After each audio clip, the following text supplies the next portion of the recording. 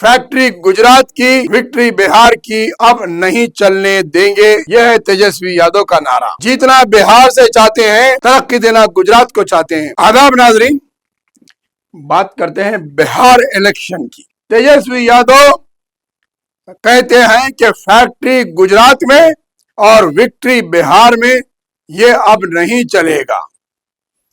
यानी कि जहां पर मुल्क की तरक्याती काम की बात आती है, मुल्क में जहां सनतें लगाने की बात आती है, तो वहां पर मरकजी हुकूमत गुजरात को पहला मौका देती है। जितने इंडस्ट्रीज हैं वो गुजरात की तरफ जाते हैं, जितने कंपनी और बाहर की सरमायाकारी होती है वो गुजरात की तरफ जाती है। सीरियल्स गुजरात के, फिल्मी दुनिया में पैसा लगाया जाता है गुजरात के सीरियल्स पर, गुजरात के नाम पर बनाई गई फिल्मों पर, सनतें गुजरात में।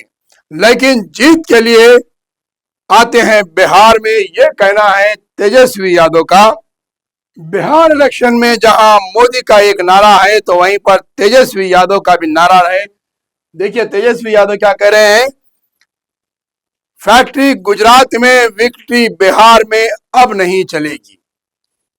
यानी कि इनका कहना यह है कि जहां पर तरक्की की बात आती है, जहां पर इंडस्ट्री सनतों की बात आती है, वहां पर मरकजी हुकूमत गुजरात को अहमियत देती है, और जहां इलेक्शन और जहां जीतने की बात आती है, इख्तिदार बनाने के लिए बिहार में आते हैं और बिहार में जीत के लिए कोशिश करते हैं। जीतना बिहार से चाहते हैं, तरक्की देना गुजरात को चाहते हैं। ये नारा अब नहीं चलेगा। यह है तेजस्वी यादव का नारा। उन्होंने बीजेपी पर कड़ी तनकीद की है, एनडीए पर तनकीद की है। उन्होंने बिहारी बाहरी का माना दिया है।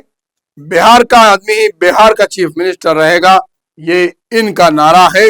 उन्होंने कांग्रेस और दीगर इत्तेहादी जमातों के साथ चीफ मिनिस्टर बनने को यकीन कहा है, और उन्होंने कहा है कि गठबंधन सरकार बराबर बनेगी और एनडीए की जुड़ी सरकार अब नहीं चलेगी।